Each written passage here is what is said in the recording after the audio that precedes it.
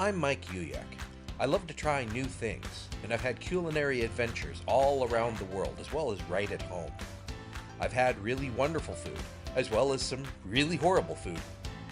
I'd like to share some of my adventures with you, and we'll see if I have what it takes to fix whatever goes wrong. This is Recipe Redemption.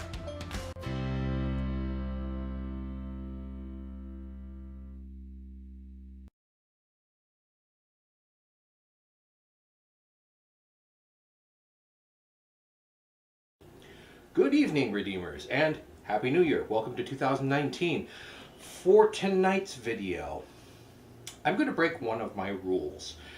I said that there were recipes that I would not try to redeem because they were too easy or they're too hard and they're just unredeemable. Or it's just a matter of execution. They're too easy to redeem because they're just badly done or badly presented. Well, this is kind of in that area. I ran across a recipe for something called easy beef rolls, and so I thought, well, I'll be the judge of that. And it basically was pieces of beef top round, pounded thin, about 1/8 of an inch thin, slathered with mustard, and then rolled around a pickle spear with some bacon, tied off or secured with toothpicks, and browned. And the recipe basically had you deglaze a pan with water, you add a little bit of salt and pepper, Worcestershire sauce, and A1 steak sauce, and that's your gravy. And I thought, well, it's a little bland as presented, and it was, but it reminded me of something. I had to do a little research, and that is actually a German Rouladen. But the Rouladen tends to be a little bit more flavorful than that if you sort of kick it up a little bit. And there are lots of recipes where you have other ingredients, in fact, like stuffings and cheese and all sorts of things. But we're going to go with classic Rouladen, and I thought that I would actually just cook Rouladen the way it's supposed to be done, and in that way, redeem the easy beef rolls without even having to try them, because I know they were going to be bland, because you're just deglazing with water with a little salt and pepper, and then Worcestershire and A1 steak sauce. Yeah, it would be okay, but the original is better. It's just that there are classic flavors, and with a little bit of additional seasoning, I think I can kick it up a little bit. So let's get started. All right, to start off with, we have this nice roast of top round, and I'm going to slice that into as thin slices as I can. Now, I want to mention here that these are actually a little bit thicker than they should be. I'll talk about that a little bit later at the end. Also helps if you use the right tool. The slicing knife goes a lot faster than my cleaver did, even though they're both nice and sharp, but it's designed for the job.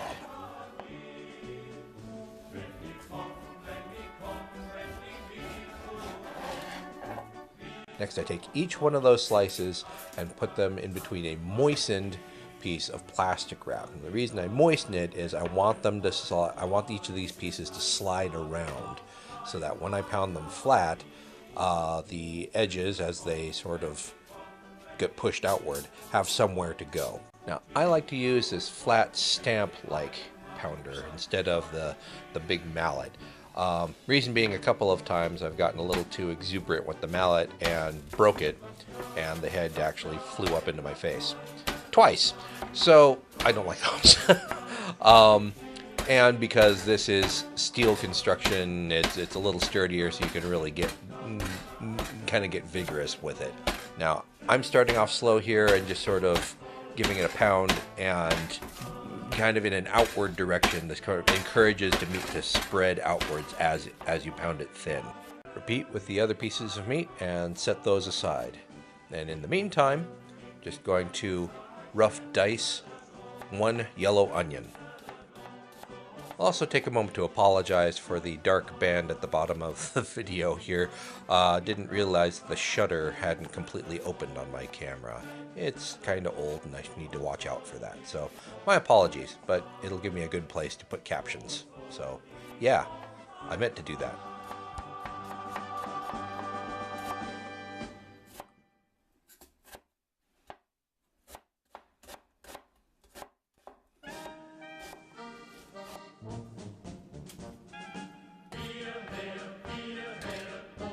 Time to start the actual cooking. Into my skillet, I'm putting about 6 or 7 slices of bacon that I've cut up into small little lardons. I want to basically render the fat. Once the bacon is mostly cooked, not entirely crisp, but a good bit of the fat is rendered out, then I add the onion and saute just basically until the onion becomes translucent.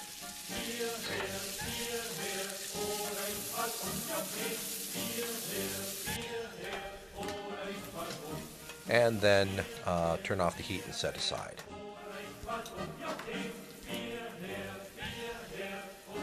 Now it's time to start assembling the rouladen.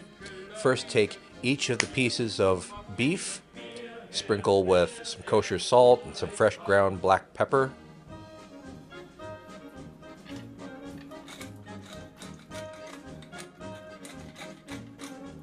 And then spread on some nice German-style spicy mustard. I'm using whole seed mustard here because I like it. You use what you like.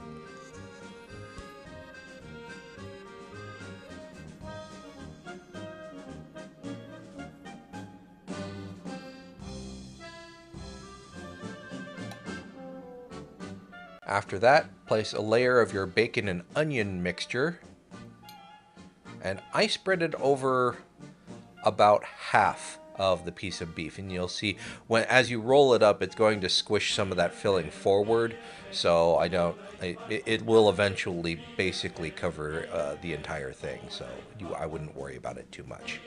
But on top of that, place a pickle spear, basically a quarter of a dill pickle, and then roll up reasonably tightly. You don't want this to kind of fall apart or flop around. Roll it up and then secure in place with a toothpick. You can also use string and tie this. I'm just using toothpicks because they're simpler for me.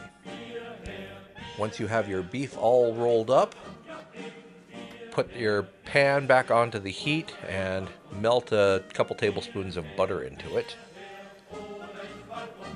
And then place your rouladen into the pan and brown on all sides. You want to make sure not to crowd the pan, so if your pan isn't big enough to fit all of the rouladen that you've made, you're going to want to work in batches. That's okay. It will take you a little bit longer, but trust me, you don't want them touching each other because everywhere that they're touching, they won't get browned quite as satisfactorily. So take your time, make sure all the sides are browned.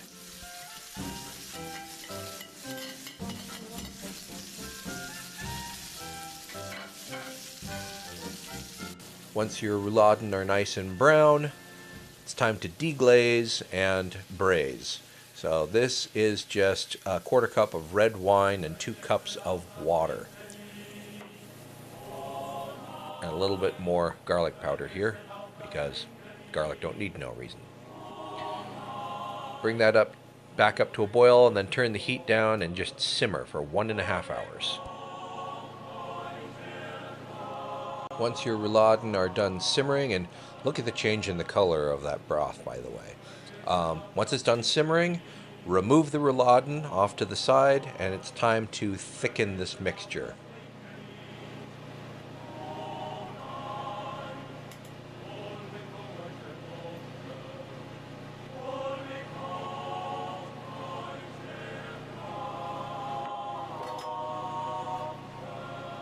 I'm using a mixture of beef broth, a couple tablespoons of cornstarch, and about a quarter cup of half and half. I want to add a little dairy just to add some richness to this, to the gravy. And just stir that in and continue heating on low heat. I don't really want to boil this too quickly, especially if it ends up being too much cornstarch. Then this turns into a pudding really fast. And then once your ersatz gravy has thickened, add the rouladen back in, and make sure that they get a nice even coating all the way around.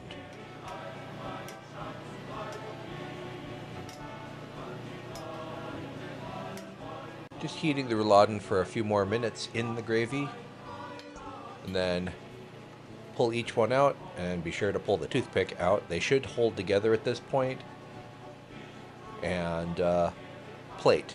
Now I'm serving this with some buttered spätzle, basically a German type of pasta, and some red cabbage sauerkraut. It's kind of the pickled red cabbage, or the Rotkohl, is a sweeter version than your typical green cabbage sauerkraut. It also has some other spices in it. I think there's like caraway seed and things like that. It's traditionally served with a lot of German dishes, so this just kind of goes together.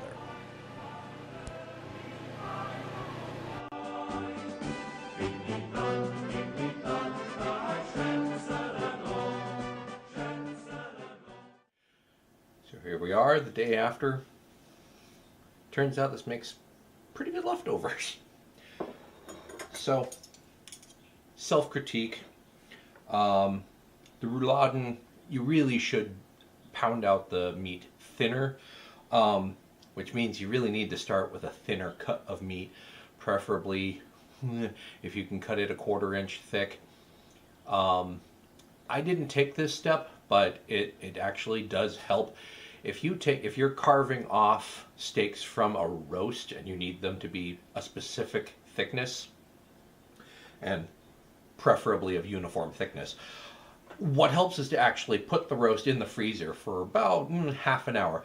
That's just enough that it'll firm up the meat and allow you to slice it a lot thinner.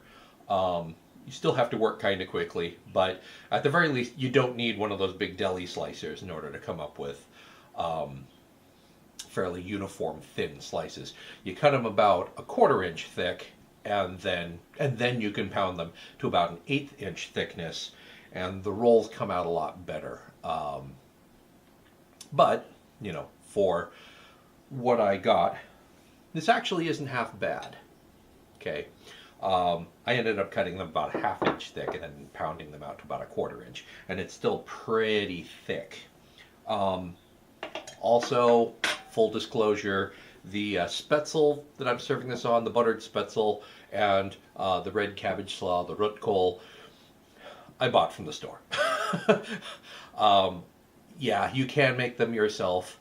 Particularly the spätzle, it's just a pasta. But to really quote unquote properly make spätzle, you need to have a special board where you can sort of rub the dough slash batter across to get these little tiny droplets that go into the water and end up being spätzle. I didn't really want to bother, because really it's the rouladen that I'm concerned with. And also, yes, I could have made my own red cabbage sauerkraut. Wow, I lost the word for a second there. Yeah, I could, but you've seen my kitchen. I don't have a whole lot of room to store jars of things that I'm pickling. So, yeah, I went store-bought on those. But in any case, so the rouladen.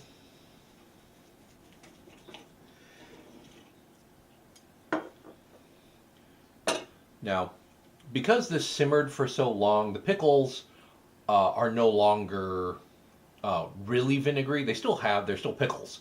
They're still a little bit vinegary, but not as powerful. That vinegar kind of adds to acidity in the sauce, cuts through some of the fat. It actually does contribute, and the gravy that you end up with is this nice, dark, rich gravy that's really excellent. Mm. Mm. It's really tasty. Now, Some things to consider.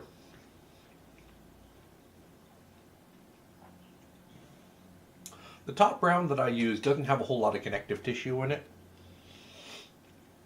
Um, you probably could get away with doing this with something like a flank stick or even chuck. Um, doing the same procedure, but something with more connective tissue in it that actually stands up and benefits from long, slow cooking would actually be better. Now, um, because it's cooked for such a long time, it tends to squeeze out some of the moisture. It becomes drier. It is definitely drier. Um, I saved myself from having to deal with a whole lot of really sort of fibrous tissue by cutting across the grain of the muscle when I slice the steaks.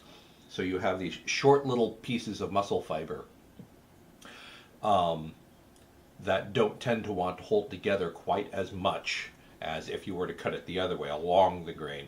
Then you have these long bungee cords, essentially, that you're trying to slice through and chew. So that tenderized this more than it could have if I did it the other way. That certainly helped. Um, the flavor is awesome. Bacon is not too. I didn't add a whole lot of additional salt to this because the bacon pretty much did the job for me. The garlic and onion powder that I put in there, and the black pepper certainly punched it up a bit.